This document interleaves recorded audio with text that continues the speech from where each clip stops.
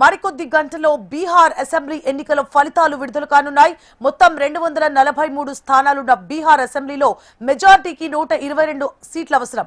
2 దశల్లో జరిగిన పోరులో విజయం ఎవరిదో తేలిపోనుంది. ప్రస్తుత సీఎం నితీష్ కుమార్ ఆధ్వర్యంలోని జేడీయూ బీజేపీ కూటమి అధికారాన్ని నిలబెట్టుకుంటుందా? తేజస్వి యాదవ్ నాయకత్వంలోని ఆర్జేడీ ఇండియా కూటమి నితీష్ ను గద్దె దింపుతుందా?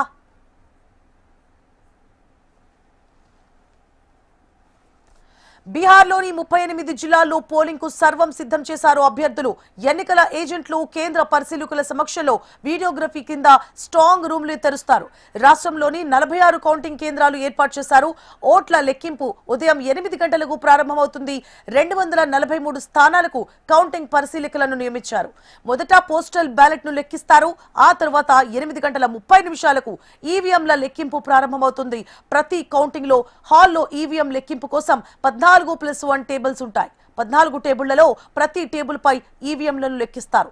ప్రతి టేబుల్ ను అసిస్టెంట్ రిటర్నింగ్ అధికారి నిర్వహిస్తారు.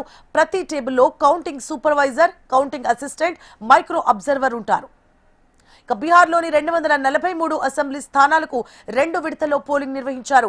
తొలి దశలో 65.09%, రెండో దశలో దాదాపు 69% ఓట్లు పోలయ్యాయి. మొత్తంగా 2 విడతల్లో కలిపి 66.91% పోలింగ్ నమోదైనట్లు ఎన్నికల సంఘం ప్రకటించింది.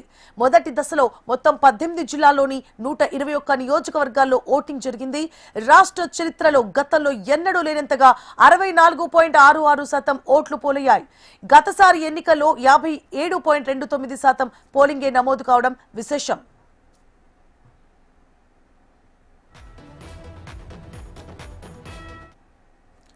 నలభై 45,341 పోలింగ్ కేంద్రాల్లో పండుగ వాతావరణం తలపించేలా ఓటర్లంతా ఉత్సాహంగా పాల్గొన్నారు.